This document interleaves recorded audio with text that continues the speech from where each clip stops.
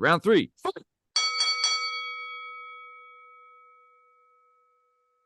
All right. So, like we said, we're in the wild card round now. So, in this round, we're going to have some fun facts about both the Hangover and about Old School. And then, honestly, probably my new favorite thing that we're doing, Burn, we're going to recast these motherfuckers. Goddamn right we are. We're going to recast these sons of bitches. Start off this round, Burn and I, we're going to go blow for blow, shot for shot on some fun facts and some trivia from these movies. I'm really excited for this.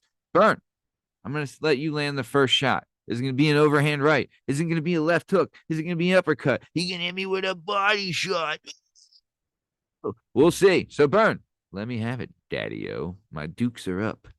Body shot all day, every day, Maddie. So apparently, the idea for the movie about these three middle-aged men trying to return to their irresponsible fraternity days came from Todd Phillips, the director's friend.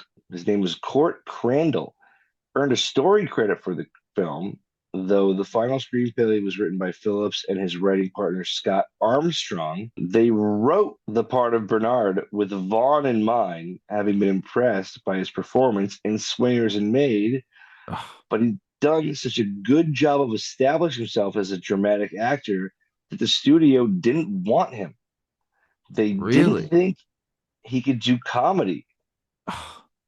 Todd really had to push for me, Vince Vaughn said. I think he even told him to watch me on Letterman to see that I could be funny. So, man, they wrote that part for Vince Vaughn, and the studio was like, no, we don't think he's right.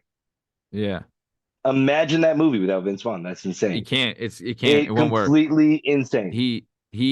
Dude, his charisma was off the charts in that movie. No Vince Vaughn, no movie. It anchors the entire reason why we take it kind of seriously. So that was my first fun fact about Old School. All right, Brian. Well, you landed a nice jab. I'm going to pop you with an off angle right here. It's The Hangover. It's based on a real event.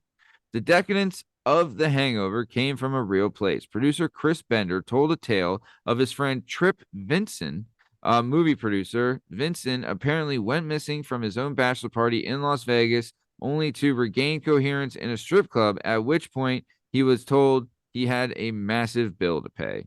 So there you go. Based on a real story. Boom. Landed it. Nice. Why don't you try and return something, Daddy? All right. Well, I'm going to show the little hand upstairs, but I'm going to come with the left. The house that they used in Old School, when they transformed into the frat house, was a real residential house located in Pasadena's Bushnell Avenue on a 2-block stretch that had been used for locations in a bunch of, for whatever reason, Michael J. Fox movies. That house was in Back to the Future 2, Back to the Future, and also Teen Wolf. Damn. So for whatever reason, MJ Fox had a house he really liked using, and the Old School guys said, we want to use it too. Well, there you go. Well, Burn, looks like you got me on the ropes here, but I'm going to slip and come back with something. Did you know The Hangover, the script got rewritten? That's right. The screenwriting duo of John Lucas and Scott Moore crafted a script based on Bender's story and then sold it to Warner Brothers for a cool $2 million, right? After Todd Phillips came on board to direct, he and screenwriter Jeremy Garlick did a rewrite, which added Mike Tyson, his tiger, and the baby. However, the WGA gave Lucas and Moore sole screenwriting credit in arbitration. So there you go. Arbitration always gets you, Burn. Yeah, nothing sexier than a little arbitration story. Did you know that the church in Old School, Will Ferrell gets married, shows up a couple years later in Todd Phillips's Wedding Crashers? Oh, I did not know that. Loves his locations. Once he finds a location he really likes, now I'm going to hit you with a little something different that was a little amuse-bouche. Here's the thing. A little moosey-booshy. We all know and love the band from the beginning of Old School, right? We know the Dan Band. They go in there, they give you passion, they give you soul, they give you a couple little F-bombs that you're not quite sure if you heard or not. The man's name is Dan Finneran. His band started as a Hollywood nightclub band, just playing around, doing a bunch of covers from famous female singers. He's married to Kathy Najimy, who you might know from Sister Act and Hocus Pocus. And he continued to appear in Todd Phillips movies, from Starsky and Hutch to The Hangover. Now take this fucking look in my eyes, Maddie. Burn, I'll tell you what, that was some stiff stuff, but I'm about to wobble you real quick. Here we go. Mike Tyson, you know him, you love him, almost didn't do the film The Hangover. That's right. Mike Tyson was written into the script, but when approached, he declined initially. Then he found out that Todd Phillips had directed Old School, and he enjoyed that movie immensely. That got Tyson to sign on for his cameo. Weirdly, Tyson has said that working on The Hangover set him on a good path to a healthy life. So there you go. Boom. Wobbled.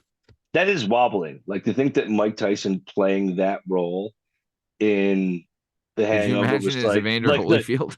but like yeah, like that set him straight. He was like, "Oh Yeah. yeah, I was the guy that you came and wrestled the I wasn't tiger living around." well. And then, I mean, to be fair, he did get his one man show and everything after this. Like, No, listen, Tyson's been good since then, but it's yeah. funny you think this was a stabilizing force for him.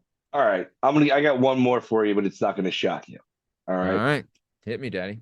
The last day of the entire shoot on this movie was devoted to the Mitchapalooza party.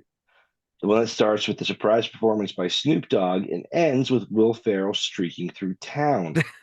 Farrell had already shot the streaking sequence, and yes, he ran naked for real, apparently horrifying local looky-loos who had no idea they were going to be treated to a full frontal Farrell. But he Oof. needed some liquid courage to drop trow in front of the rap icon. To actually, this is a quote from Will Ferrell, to actually be in front of Snoop Dogg that close naked, that was more intimidating than anything. So he'd already shot the streaking sequence, but he did then, on the last day of the shoot, have to just get naked in front of Snoop Dogg in front of all those I people and see mean, what happens. dude, Leah Remini and like all those girls were in the streaking scene. I would have been more scared to get in front of them. Like fucking Right? young Leah Remini. Oh, daddy. Do you King think of KFC? Queens, Do you Leah think K? Remini. Do you think KFC's still open?